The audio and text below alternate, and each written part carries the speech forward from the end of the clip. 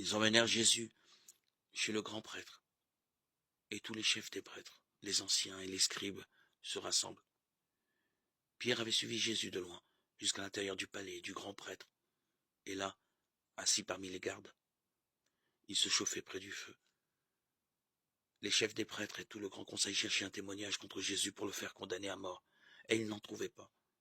De fait, plusieurs portaient de faux témoignages contre Jésus, et ces témoignages ne concordaient même pas. Quelques-uns se levaient pour porter contre lui ce faux témoignage. Nous l'avons entendu dire, je détruirai ce temple fait de main d'homme, et en 3 jours j'en rebâtirai un autre qui ne sera pas fait de main d'homme. Et même sur ce point, il n'était pas d'accord. Alors le grand prêtre se leva devant l'assemblée et interrogea Jésus.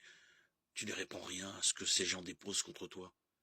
Mais lui gardait le silence, et il ne répondait à rien. Le grand prêtre l'interroge de nouveau. Es-tu le Messie, le Fils du Dieu béni? Jésus lui dit, je le suis. Et vous verrez le Fils de l'homme siéger à la droite du Tout-Puissant et venir parmi les nuées du ciel. Alors le grand prêtre déchire ses vêtements et dit, pourquoi nous faut-il encore des témoins? Vous avez entendu le blasphème. Quel est votre avis? Tous prononcèrent qu'il méritait la mort.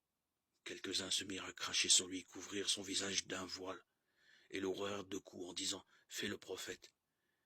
Et les gardes lui donnèrent des gifles. Comme Pierre était en bas dans la cour, arrive une servante du grand prêtre. Elle le voit qui se chauffe le dévisage et lui dit « Toi aussi tu étais avec Jésus de Nazareth ». Pierre le nia. « Je ne sais pas, je ne comprends pas ce que tu veux dire ». Puis il sortit dans le vestibule. La servante l'ayant vu recommença à dire à ceux qui se trouvaient là « Et voilà un qui est des leurs ». De nouveau Pierre le niait. Un moment après, ceux qui étaient là lui disaient « Sûrement tu en es. D'ailleurs tu es galiléen. » Alors il se mit à jurer en appelant sur lui la malédiction.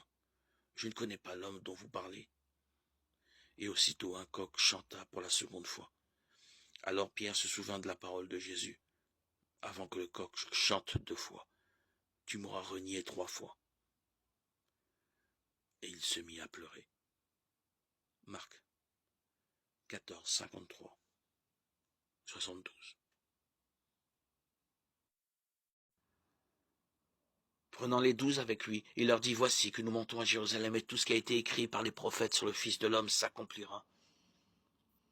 En effet, il sera livré aux païens, on se moquera de lui.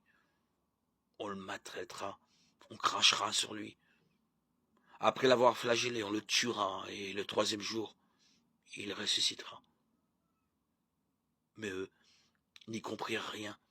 Le sens de cette parole leur restait caché. Et ils ne voyaient pas de quoi Jésus parlait. Luc 18,